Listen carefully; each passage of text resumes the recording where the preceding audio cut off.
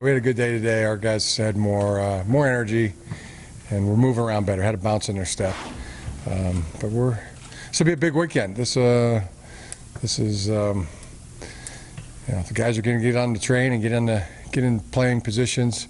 It's a big weekend for it because we're going to start making those two deep rosters soon. So train has already left the station and it's picking up steam. You're going to give us those two deeps? No, I didn't say that. But. You said, I think, 8 to 15 practices for the quarterbacks to kind of figure itself out. Yeah. Has anybody stepped up, or is it still a 3-horse race, 2-horse race? Yeah, John and Wilton have really stepped up. I think they've created a little bit of separation, and they're battling it now. It's one with the ones. And the next day, the others with the ones, and the others with the twos. So, but we're keeping a very close eye on it, and it's progressing well. Pep said the other day that one of the things he really likes is the command of the offense these guys have. And as a former quarterback, what does that mean to you when somebody says they have command of the offense? Well, it's just a process of knowing where all your players are, and then figuring out what the defense is trying to do to you, or take away, or give you, or where they're more vulnerable. Being able to move the team in and out of the huddle, and make reminders is always another one. When a guy has a good command of the offense, he'll give other guys reminders, the running back or the fullback or a wide receiver or a tight end, and he's got it on the tip of his tongue, and he just knows it cold. That's having command of the offense. Is that the kind of thing that Brandon needs to do to get back in the same level as John and Wilton is? Yeah, it's just a process for him. He's competing hard and doing good, and not to say that anything's set in stone right now, but I think that the two guys have really created a little bit of separation. How's the competition been on the right side of the line? It's been good. It's been good. Michael Wayne, Runyon, Bushel Beatty have all been in there rotating with the ones. And Bredesen's been a mainstay. Cole's been a mainstay. Kugler's had a nice camp. He's given us a lot of confidence there. So they just continue to pick up the enormous variety of blitzes that we see from our own defense, and it only makes us better, which you love. But it's not the normal practice sessions. There's a lot of chaos, but it'll make us better. Jim, have you noticed any changes in Wilton's demeanor as opposed to this time last year through camp? Is he still the same personality-wise? Have you noticed anything different about him? I'd say the same. He really has been, really from last training camp, he's been a very, very even-keel guy. I think that's his personality. He has emotional moments in a good way, but I think that's since last year at this time. I think he's been a steady guy. Maturity-wise, could you describe his maturity? Yeah, it's been steady. Yeah, been good. Mulhurst said the other day that he thinks the offensive line is the most improved position group on the team. Have you gotten a similar impression from that? We can't even block Mulhurst right now. It's been tough to block Mulhurst and Rashawn Gary and Brian Monet and Chase Winovich. All those guys have been really good. The battle really is raging right now with the young guys, Luigi Villian and Hudson and Lawrence Marshall and Michael Dwumfor, Deron Irving Bay. There's a lot of young guys in the mix there, and I think our backups in the defensive line are going to be be some young guys.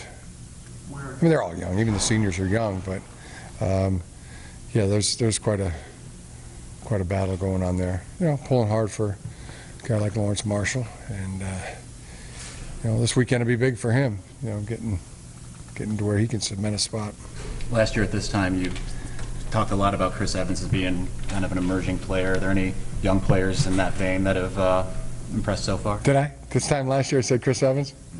I was right. Okay, I'm going to give you a couple. The receivers are doing really well. DPJ and Oliver Martin and Tariq Black are making a lot of plays. They really are. They're really making superb athletic types of plays. I mean, I've never really seen freshmen do it the way they're doing it. That's Nico just got out there. Nico Collins. We half the guys we really just kept all through summer school, and they have the weekend off this week, and then they have finals on Monday and Tuesday. But I mean, right, and James Ross is really playing well. I mean, Josh Rush. I call him James half the time, to his face. How's he react to that? He laughs. He's a real hitter. You know, it's hard to imagine. I mean, what was he like in high school? I mean, he's hitting guys out here in the college game like that. And the other guy, giving everybody a run for their money, is Ben Mason.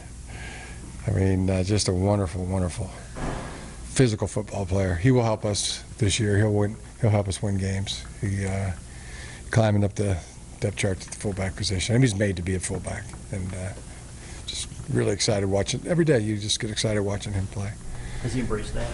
Oh yeah. You got to interview him sometime. I mean, it would be a treat for you.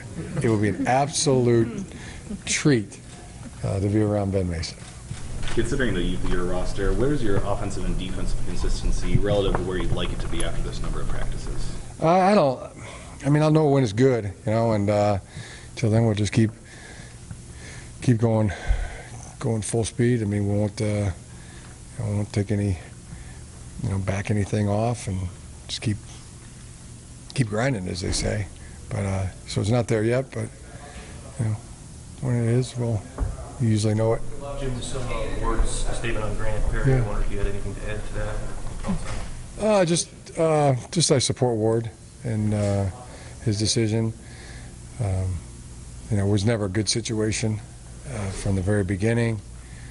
And, none of us liked it or liked that one of ours was in a situation like that. And but it is good to have some resolution to it, and it's been investigated and prosecuted, adjudicated in a court of law where everybody had their day in court. I mean, that's, I'm not gonna call it a good thing, but and then we've already suspended him.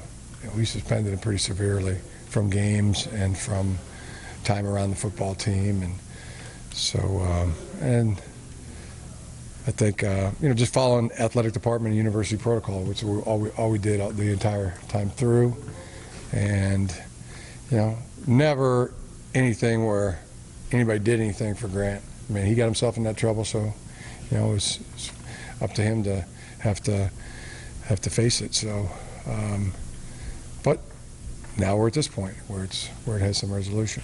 Did you have any input in the decision to reinstate him? That was Ward's. Ward did talk to me about it, and he talked to a lot of people on campus. He talked to many people on campus, more learned scholars than I, but that did have some input. Football-wise, Basically, just support how you're thinking on this.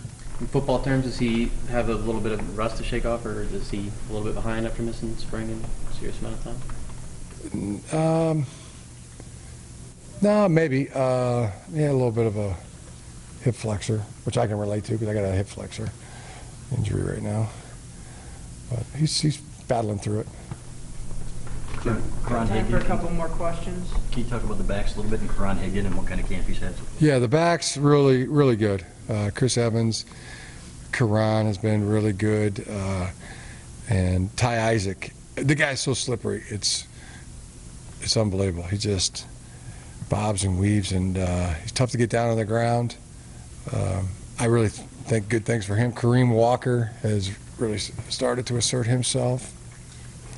The backs seem good. The tight ends seem good, and the receiving group is coming along nicely. And offensively, we just keep honing in that offensive line, and that's where we're at offensively. Defensively, the secondary, we're just Don and Brian and Mike C are coaching the heck out of that, and feel good that we'll get there.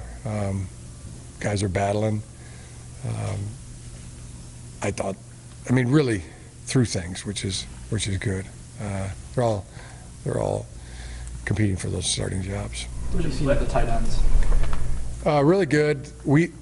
Ty Wheatley is really, he's running faster.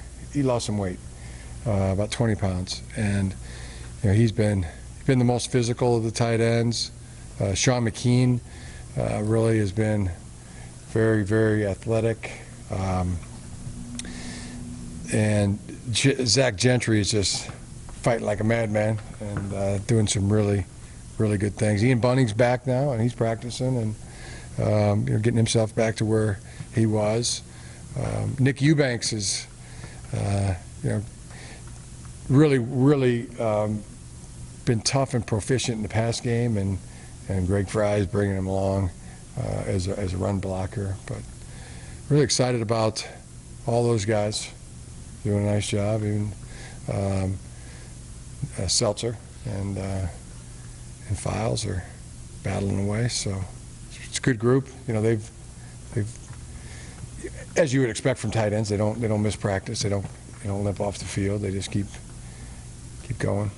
How urgent do you think it is to have one of those guys kind of develop into a safety blanket as some of these young receivers get comfortable? The tight ends? Yeah.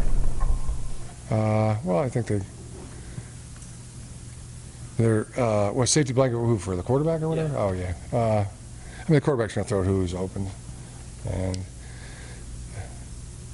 it's got a chance to be really good. I mean, the young receivers, Grant, as well. I mean, they're Kakoa Crawford. Eddie McDoom is, he's not giving up anything to anybody. So there's quite a few guys that are really battling hard. Jim, last year about this time, you'd said you thought maybe you could count on like 10 to 15 other true freshmen. Yeah. It turned out to be like more than that. I mean, right. Is that the same this year? Do you think you can count on about that many, or is it not as much right now? I think we'll know more after this weekend, and really start giving it some thought and seeing exactly those. I guess Oliver and DPJ and Tariq are going to be out there. Probably Nico too at some point. Ben Mason, very much. And then those defensive linemen, young defensive linemen, are going to be in the mix for sure. Ambry Thomas is a guy I didn't mention earlier when I was talking about the rest of the freshmen, but he's been sensational. I love him. That's not too many guys on the team I get along better than Ambry Thomas, and he's been he's mature beyond his years. I love that about him. He's not has no softness whatsoever, and out there every single day, and people in the area should be very proud of him. He's a real ball player. So and there's others, and Drew Singleton, he'll have a chance. I talked about Luigi and Quiddy. You mentioned double digits. Oh yeah, I think yeah. I had not sat down and figured it out, what it's going to be, but as we said, they had the license and the opportunity to get in there and play. How will the kicking game shake out? Kickers. I mean, you had Kenny doing everything. Right.